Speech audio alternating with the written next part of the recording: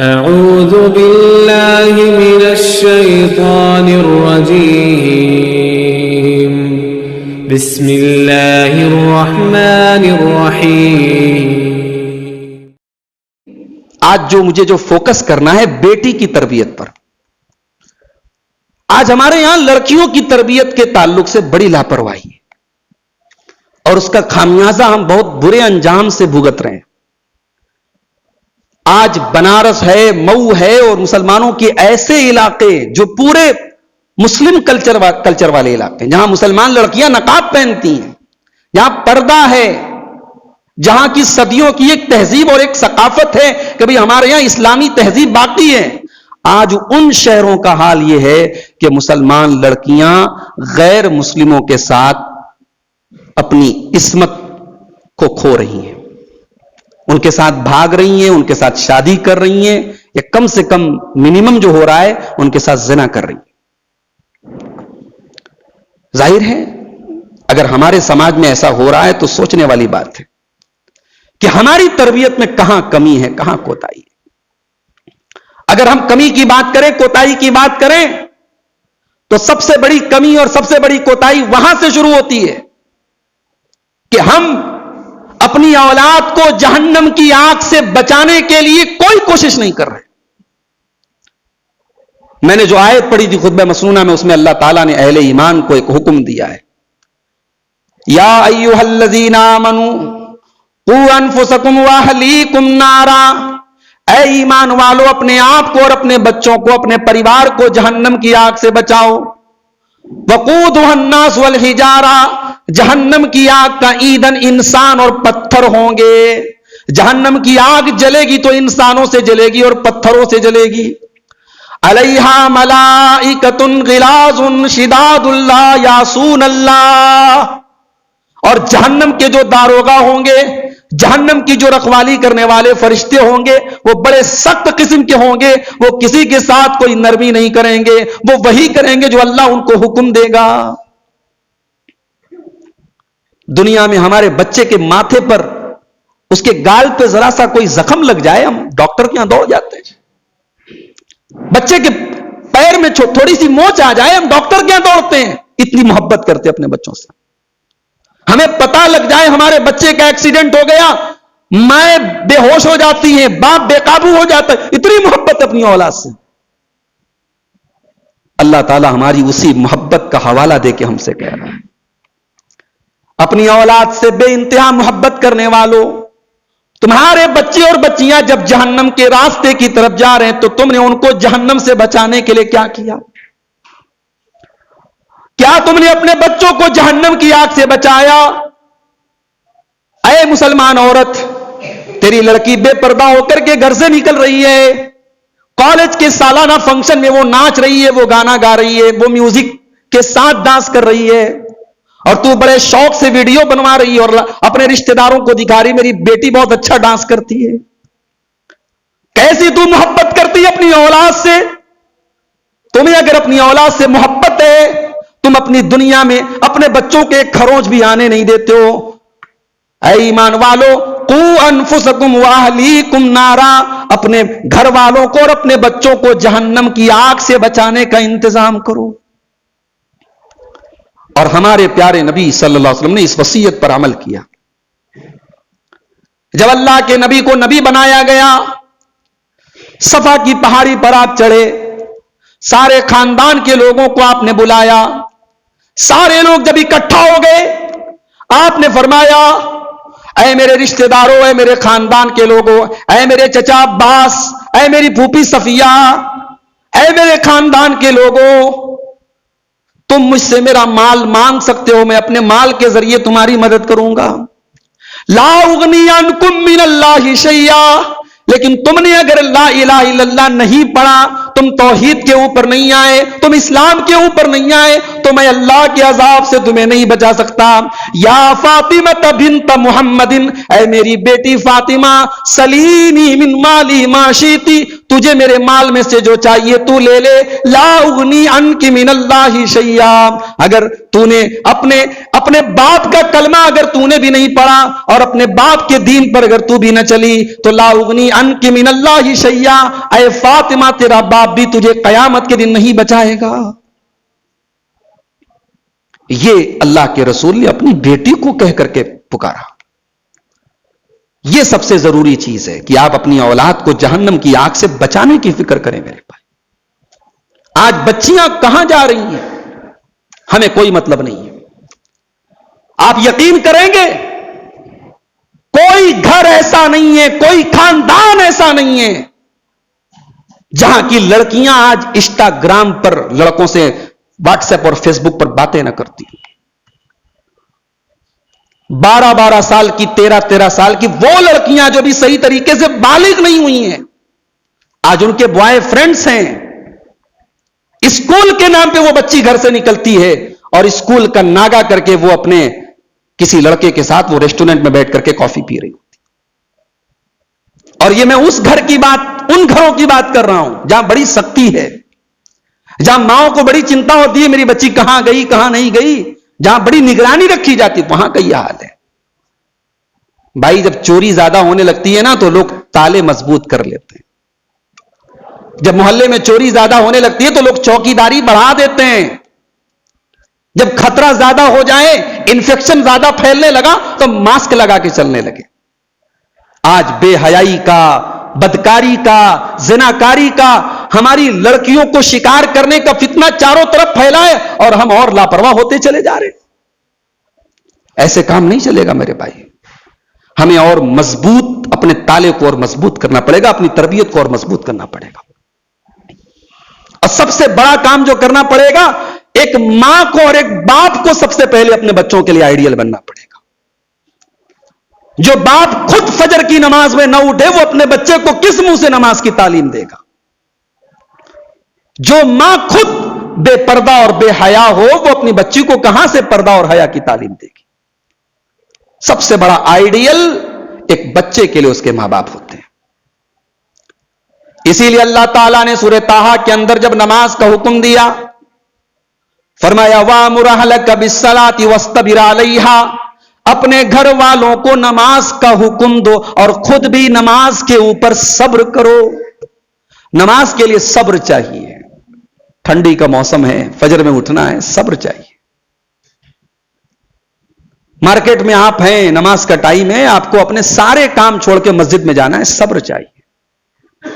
بھئی آپ بہت بزی ہیں، بہت بڑا بزنس ہے آپ کا، بہت بڑے کاروباری ہیں آپ، نماز سے یہ مت کہو کہ میرا کاروبار بڑا ہے، کاروبار سے کہو کہ نماز بہت بڑی چیز ہے۔ آپ دکاندار ہیں، دکان آپ کی کھلی ہے، دکان پر آپ بیٹھے، نماز کا ٹائم ہے، دکان بند کر دو۔ نماز دکان آپ کی نماز سے بڑی چیز نہیں ہے۔ اسی لیے آپ دیکھیں سعودی عرب میں، وہاں بھی حالات اب بدل رہے ہیں، لیکن ابھی بھی الحمدللہ اس معاملے میں بہت خیر ہے۔ وہاں 4 سال پہلے جب میں 2017 میں جب گیا، میں نے دیکھا کہ عصر کی اذان ہو رہی ہے، مسجد نبوی سے چند منٹ کی دوری پر دکان تھی کپڑے کی، نقاب کی، اذان کی آواز سنتے ہی دکان بند ہو گئی۔ اور یہی اللہ والے کی پہچان ہے۔ اور یہ مزاج آپ اپنا بنائیں گے، اور میں نام نہیں لوں گا، اسی علاقے کے بعض لوگوں کے بارے میں نے سنا تھا، اور یہاں نہیں بمبئی تک میں نے سنا کہ اذان کی آواز سنتے ہی وہ فوراً وضو کے لیے ان کے ہاتھ بڑھ جاتے تھے۔ جتنا بھی بڑا کسٹمر آ جائے، جتنا بھی بڑا سودا ہو رہا ہو، نماز کا ٹائم ہو جاتا تھا تو فوراً بتایا گیا ہمیں کہ وہ نماز کی طرف، نماز سے اہم کوئی چیز نہیں، ہمارا کسٹمر، ہمارا کاروبار یہ نماز سے اہم نہیں ہے۔ اور اللہ تعالیٰ نے یہی بات سورہ نور کے اندر فرمائی، رجال لا تلہیہم تجارۃ ولا بیع عن ذکر اللہ واقام الصلاۃ وایتاء الزکاۃ، مسجدوں کو آباد کرنے والے، مسجدوں کو قائم کرنے والے وہ لوگ نہیں ہیں جو مسجدوں میں بڑے بڑے چندے دے دیں، مسجدوں کو حقیقت میں آباد کرنے والے وہ لوگ ہیں رجال لا تلہیہم تجارۃ ولا بیع عن ذکر اللہ، وہ کاروبار بھی کرتے ہیں, وہ تجارت بھی کرتے ہیں, وہ لین دین بھی کرتے ہیں, مگر ان کا کاروبار اور ان کی تجارت ان کو نماز سے نہیں روکتی ہے, ان کو نماز سے غافل نہیں کرتی ہے. نماز کا ٹائم ہو جائے ان کی تجارت اور ان کا کاروبار بند ہو جاتا ہے, اور اس لیے بند ہو جاتا ہے یخافون یوما تتقلب فیہ القلوب والابصار, وہ قیامت کے دن سے ڈرتے ہیں جس دن لوگوں کی ڈر کے مارے لوگوں کی آنکھیں اور لوگوں کے دل اپنی جگہ سے الٹ پلٹ جائیں گے. جس دن دل اپنی جگہ پہ نہیں اور آنکھیں اپنی جگہ پہ نہیں رہیں گی, جس دن لوگ بڑے ڈرے ہوئے سہمے ہوئے ہوں گے, وہ آخرت کے دن سے, وہ قیامت کے دن سے ڈرتے ہیں. تو یہ ڈر جب ہم اپنے اندر پیدا کریں گے تب ہم اپنے بچوں کے اندر یہ ڈر پیدا کر سکتے ہیں. اپنی بچیوں کی تربیت اگر آپ کو صحیح طریقے سے کرنی ہے تو انہیں اس بات کا انتظار مت کرو کہ وہ 15 سال کی ہو جائیں تب ہم انہیں اسلامی لباس پہنائیں گے. وہ 8-9 سال کی لڑکی آپ کی سمجھدار ہو چکی ہے, اسے آپ بتائیں کہ بیٹی تو لڑکی ہے, تجھے اپنے جسم کے حصوں کو کھول کے نہیں چلنا ہے. آج ہمارے یہاں 15-15 سال کی 20-20 سال کی جوان لڑکیاں شادیوں کے موقع پر ان کے والد, ان کے بھائی ایسے ایسے کپڑے ان کو لا کے دیتے جس سے پورا لڑکی کا پورا بدن, پیٹ, پیٹ, پورا کندھا, پورا شولڈر, پورا جسم نظر آ رہا ہے. ایک مرتبہ اللہ کے رسول کے پاس مصر سے ایک کپڑا آیا. اس زمانے میں مصر میں سلک کا کام ہوتا تھا اور بڑا بہترین اور اعلیٰ قسم کا سفید جو ہے ریشم تیار ہوتا تھا مصر میں. اس کپڑے کو عربی میں کہتے تو قبطیہ. مصر میں جو ایک اسپیشل وائٹ کلر کا کپڑا تیار ہوتا تھا ریشم کا, اس کا نام تھا قبطیہ. تو مصر کا جو بادشاہ تھا اس نے اللہ کے رسول کو گفٹ پیش کیا. اللہ کے رسول نے جب خط لکھ کر کے بھیجا تو اس نے اللہ کے رسول کا بڑا احترام کیا آپ کے خط کا, اور اس نے اللہ کے رسول صلی اللہ علیہ وسلم کے پاس گفٹ کے طور پہ قبطیہ کپڑا بھیجا. وہ کپڑا جو تھا بڑا قیمتی کپڑا تھا, اور اللہ کے رسول کی عادت تھی کہ جو چیزیں قیمتی ہوتی تھی وہ آپ گفٹ کر دیتے تھے. آپ کے پاس وہ کپڑا آیا, آپ نے حضرت اسامہ کو گفٹ کر دیا. حضرت اسامہ حضرت زید کے بیٹے تھے, اللہ کے رسول کے بڑے چہتے صحابی تھے حضرت زید, ان کے بیٹے اسامہ تھے.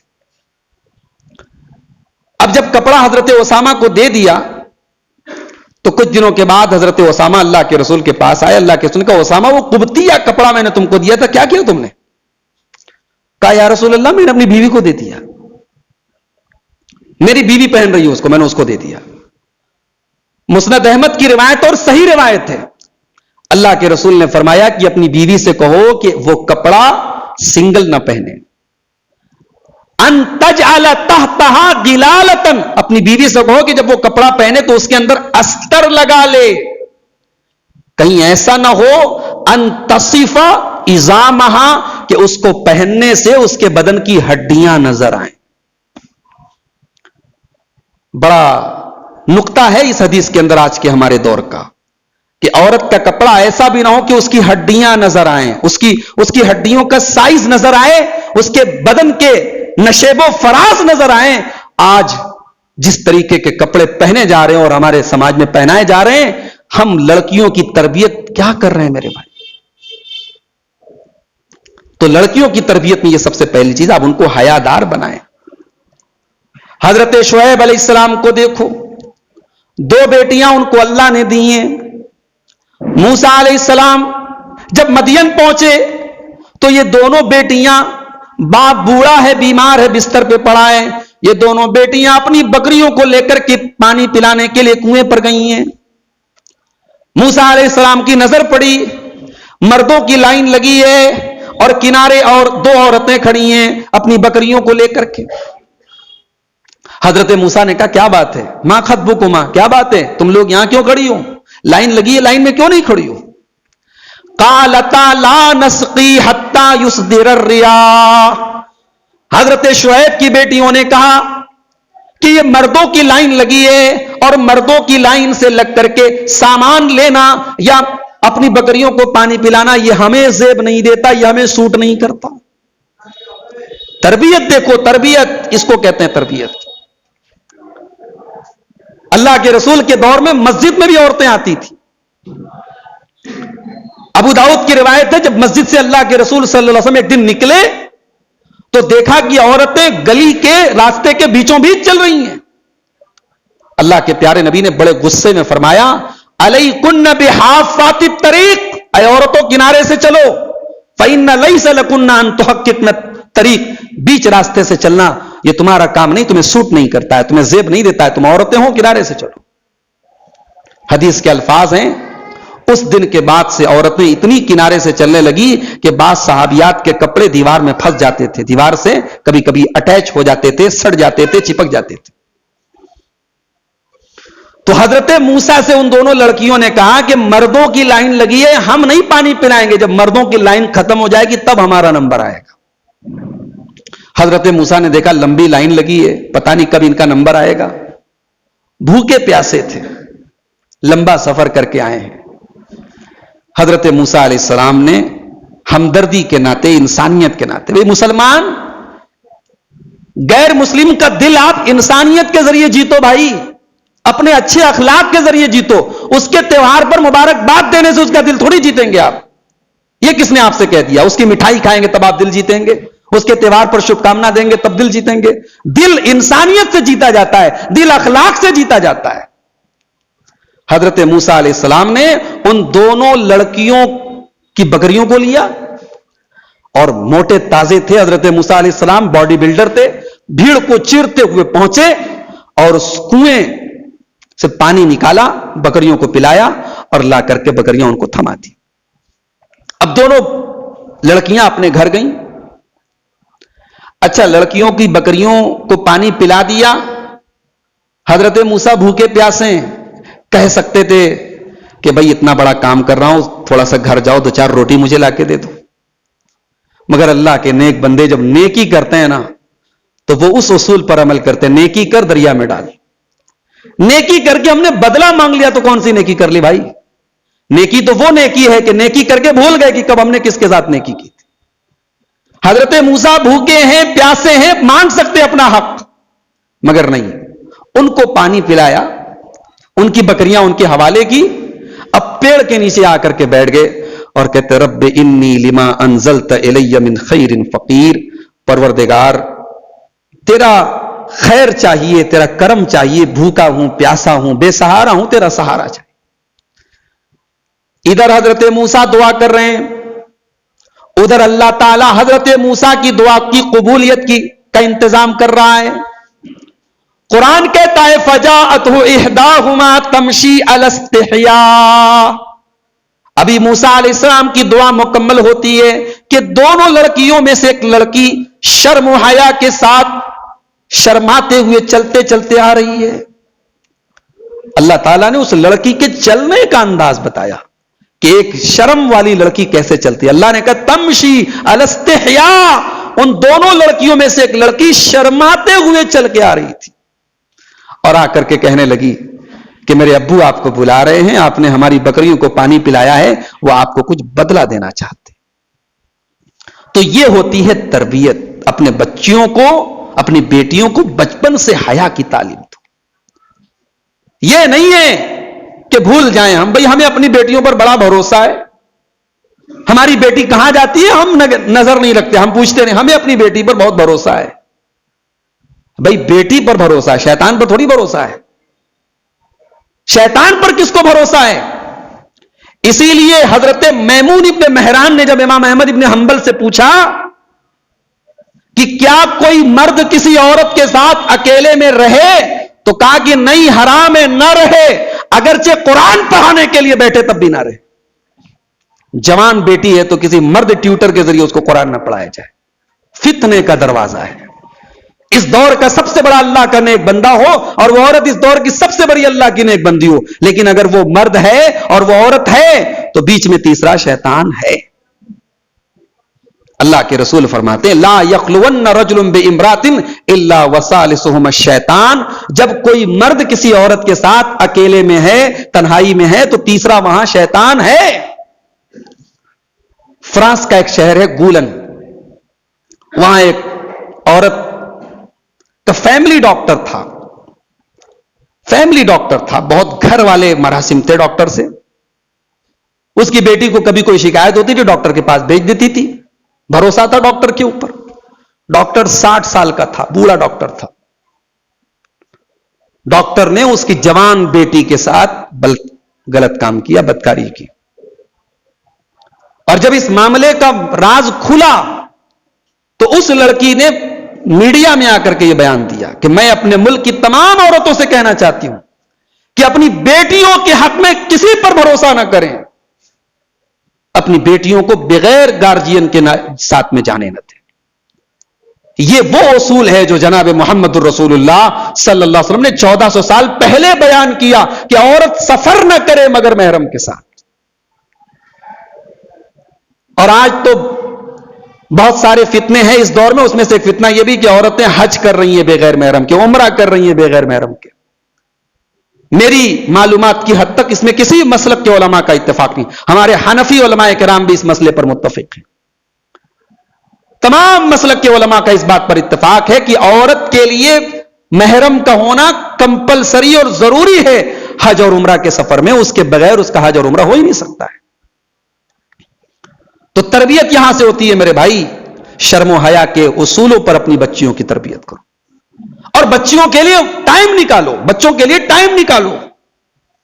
आप नौकरी कर रहे हैं, आप बिजनेस कर रहे हैं, आप काम कर रहे हैं, कुछ भी कर रहे हैं, आपको अपने बच्चों के लिए टाइम निकालना पड़ेगा। नहीं निकाल रहे हैं तो आप जुल्म कर रहे हैं अपने बच्चों के ऊपर।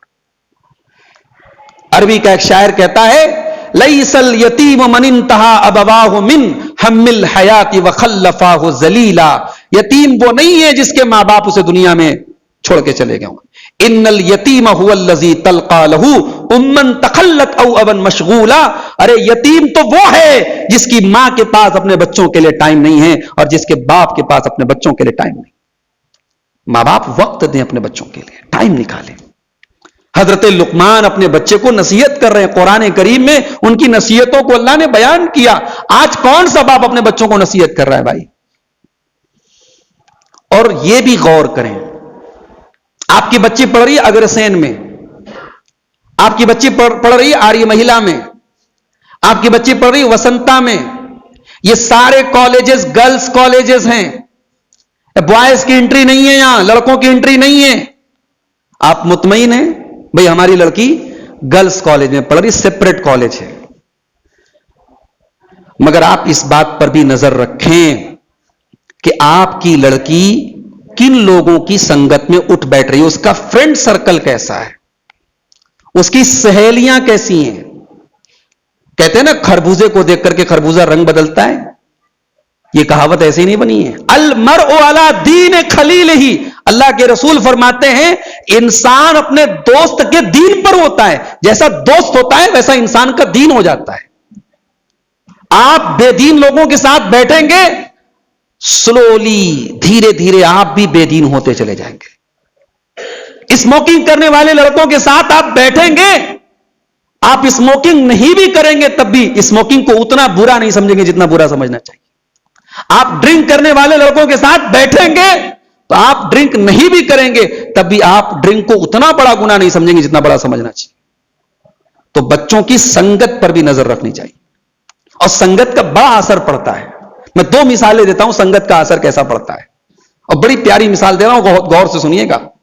पहली मिसाल जो मैं बयान करने जा रहा हूं अल्लाह के रसूल की हदीस है। आपने फरमाया अच्छी और बुरी संगत की मिसाल ऐसी है जैसे एक आदमी इत्र फरोश है, परफ्यूम सेलर है, खुशबू की दुकान है उसके पास अगर आप बैठेंगे तो आप खुशबू ना भी खरीदें, लेकिन आप अतर की दुकान पे, परफ्यूम की दुकान पे अगर जाकर के बैठ भी जाएंगे ना तो वहां से जब उठेंगे तो आपके कपड़े से खुशबू आएगी।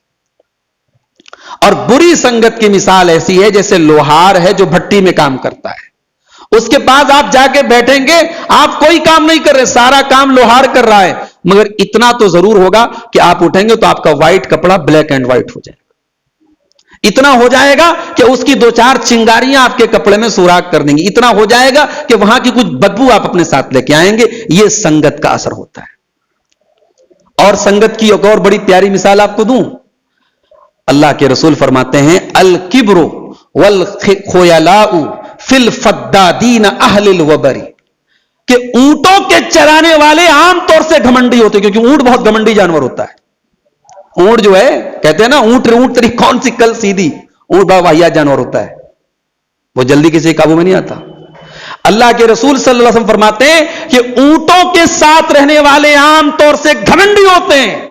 وَالسَّكِينَةُ فِي أَهْلِ الْغَنَمِ، اور بکریوں کو چرانے والے، بکریوں کے ساتھ رہنے والے عام طور سے نرم دل ہوتے ہیں، کیونکہ بکریاں بڑی نرم دل ہوتی ہیں.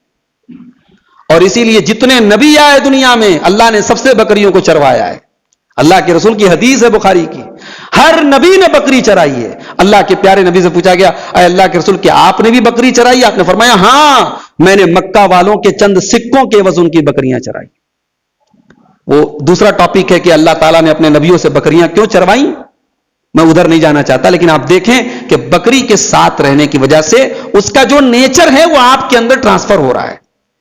اونٹوں کے ساتھ رہنے کی وجہ سے اونٹوں کا نیچر آپ کے اندر ٹرانسفر ہو رہا ہے. تو بھائی سنگت کا اثر پڑتا ہے. آپ کی لڑکیوں کی جو فرینڈز ہیں، جو سہیلیاں ہیں، ان کے 10 بوائے فرینڈز ہیں.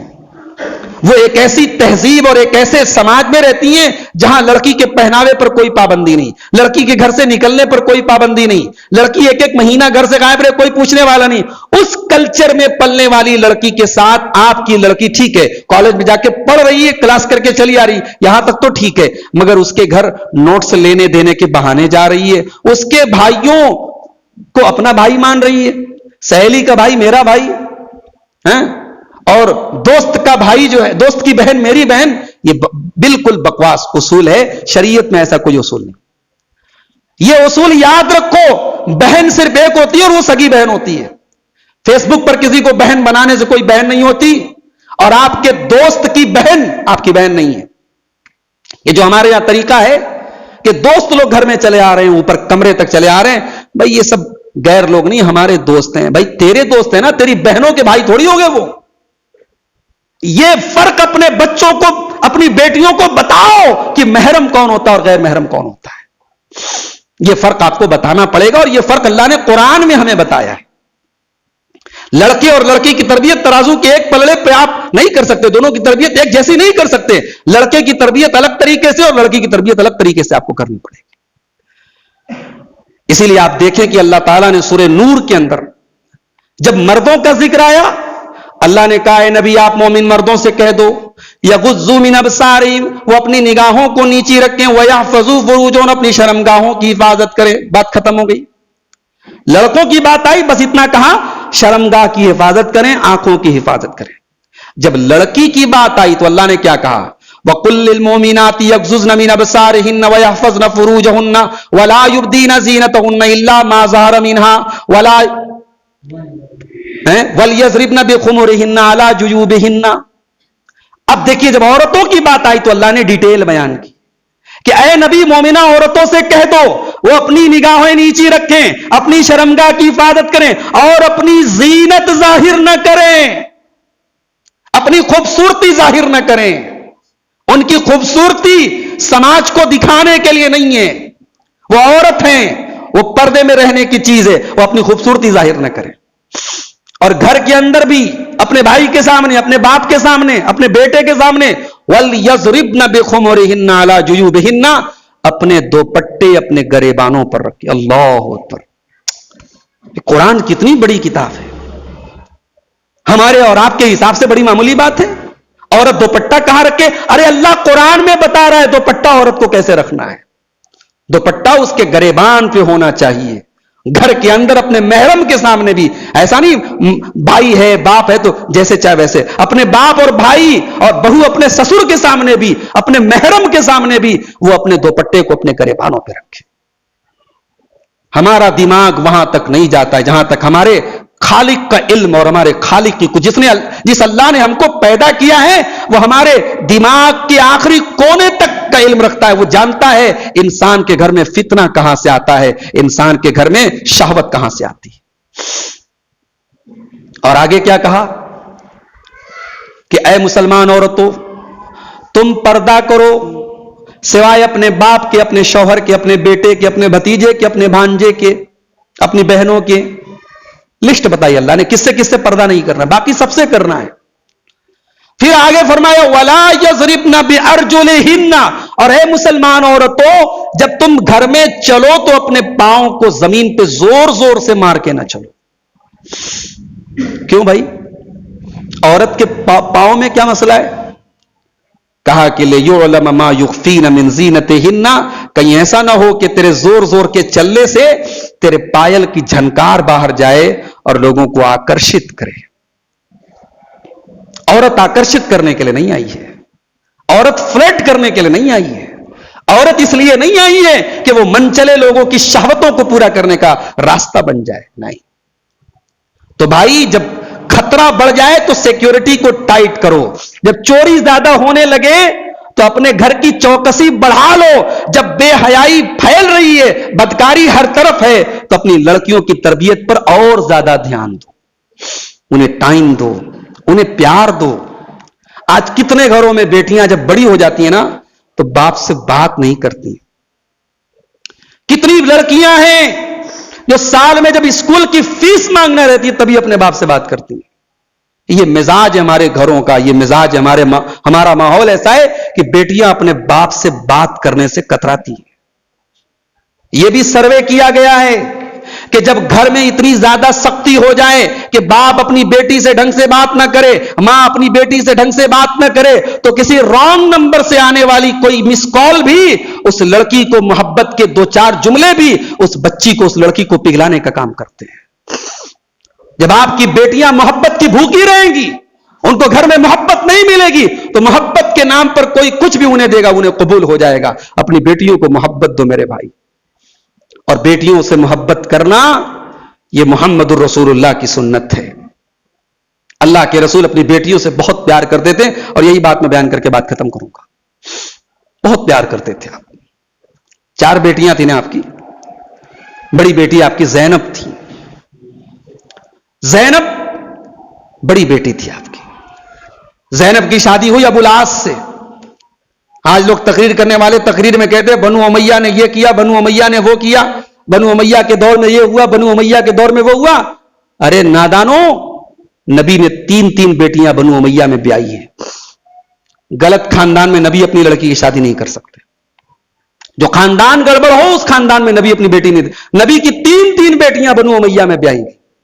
ابو العاص بھی بنو امیہ سے تعلق رکھتے ہیں، اور حضرت عثمان غنی رضی اللہ تعالیٰ عنہ جو 2 بیٹیوں کے شوہر ہیں، حضرت رقیہ اور ام کلثوم کے، وہ بھی بنو امیہ سے تعلق رکھتے ہیں۔ تو جنگ بدر میں ابو العاص مسلمان نہیں تھے، یہ خاندان کے دباؤ پر لڑنے آ گئے تھے مسلمانوں کے خلاف۔ جنگ ختم ہوئی، جب جنگ میں قیدی بن کر کے لوگ لائے گئے تو ابو العاص بھی لائے گئے۔ اب حضرت زینب کی شادی ہو چکی ہے۔ حضرت زینب رضی اللہ تعالیٰ عنہ اپنے شوہر کو چھڑانے کے لیے مسلمانوں کے پاس گئیں۔ اب اس زمانے میں قیدی کو چھڑانے کے لیے کوئی پیسہ دیتا تھا، کوئی اپنا زیور دیتا تھا، کوئی اناج دیتا تھا، جس کے پاس جو ہوتا تھا وہ دیتا تھا۔ حضرت زینب نے اپنے گلے کا ہار اتارا اور وہ ہار لے جا کر کے مسلمانوں کو دے دیا کہ یہ ہار لے لو اور میرے شوہر کو رہا کر دو۔ یہ ہار کون سا ہار تھا؟ یہ ہار وہ ہار تھا جو اللہ کے پیارے نبی صلی اللہ علیہ وسلم کی بیٹی زینب کو ان کی ماں خدیجہ نے شادی کے موقع پر دیا تھا۔ اس زمانے میں بھی لوگ بیٹیوں کو زیور وغیرہ دیتے تھے، جہیز کا رواج نہیں تھا، لیکن زیورات اپنی خوشی سے مائیں دیتی تھی۔ وہ ہار جو ہے وہ زینب کو خدیجہ رضی اللہ عنہا نے دیا تھا۔ اب جب وہ ہار نبی کے سامنے آیا، جب وہ سامان اللہ کے رسول کے سامنے لا کے رکھا گیا تو اللہ کے نبی نے وہ ہار دیکھا اور اللہ کے نبی کی آنکھوں سے آنسو آ گئے۔ وہ ہار دیکھ کر کے زینب بھی یاد آئی اور خدیجہ یاد آ گئی، اللہ کے رسول کی پہلی بیوی۔ اللہ کے نبی رونے لگے اور کہا کہ مسلمانوں، میری ایک گزارش ہے، نبی ہیں، صحابہ سے کہہ رہے میری ایک گزارش ہے، یہ ہار واپس کر دو اور ابو العاص کو رہا کر دو۔ صحابہ نے فوراً کہا اللہ کے رسول یقیناً ہمیں منظور ہے، اور فوراً وہ ہار واپس کر دیا گیا۔ اللہ کے رسول اپنی بیٹیوں سے اتنا پیار کرتے تھے۔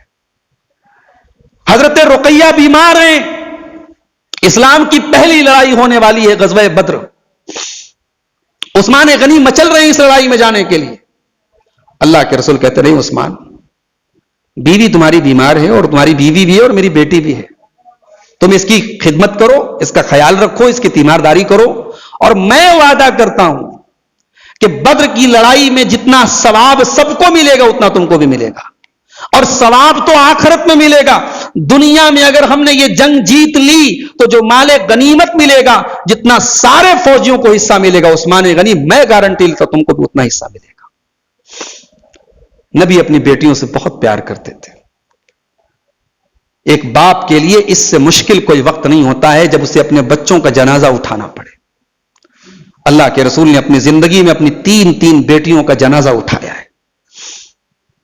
اور ایک مرتبہ ایسا بھی موقع آیا کہ اللہ کے رسول کے پاس خبر آئی کہ آپ کا کوئی نواسا انتقال کرنے والا ہے. غالباً حضرت زینب کا کوئی بچہ تھا جس کا انتقال ہونے والا تھا. بیٹی نے پیغام بھجوایا کہ ابا جان آپ کا نواسا آخری سانسیں لے رہا ہے.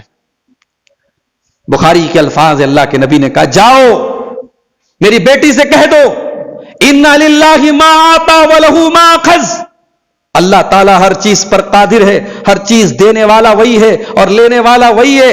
اس نے بیٹا دیا تھا تو اس کی توفیق دی, وہ چھین رہا ہے تو ہمیں کوئی اعتراض کا حق حاصل نہیں.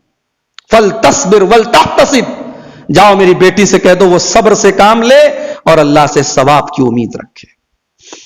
تین بیٹیوں کا جنازہ اٹھانے والے نبی کو پتا ہے کہ اولاد کے مرنے پر صبر کیسے کیا جاتا ہے. اور آپ کی جو سب سے چھوٹی بیٹی تھی حضرت فاطمہ, ان سے آپ کا سلوک کیسا تھا, ان سے پیار کتنا کرتے تھے آپ؟ اما عائشہ فرماتی ہے کہ جب حضرت فاطمہ آپ سے ملنے کے لیے آتی تھی, اللہ کے پیارے نبی کھڑے ہو جاتے تھے.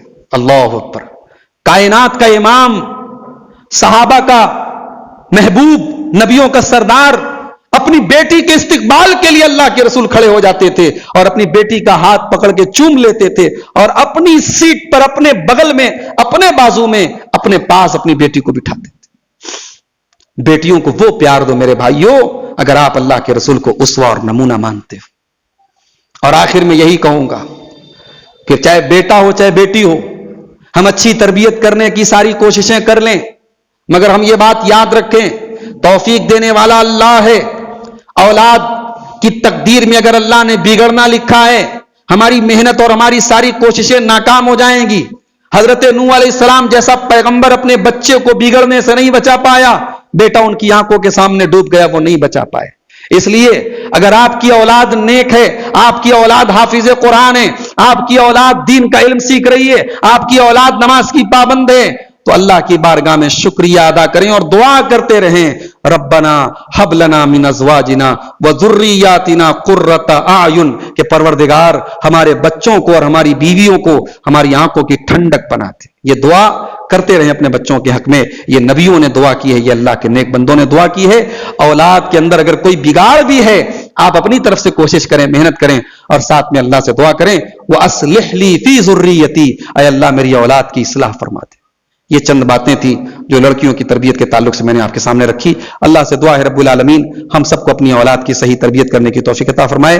رب العالمین ہمارے گھروں میں جو بے حیائی اور بدکاری کے جو پنجے موجودہ دور میں گڑ رہے ہیں, اللہ تعالیٰ ان سے ہم سب کی حفاظت فرمائے. اللہ ہمارے نوجوانوں کی حفاظت فرمائے, اللہ ہماری ماں بہنوں کی حفاظت فرمائے, اللہ ہمارے ملک میں امن چین اور سکون نازل فرمائے, اللہ ہر فتنے سے ہم سب کی حفاظت فرمائے. جب تک دنیا میں زندہ رکھے اسلام پر زندہ رکھے اور خاتمہ ہم سب کا ایمان پر ہو. آمین. وآخر دعوانا الحمدللہ رب العالمین. السلام علیکم.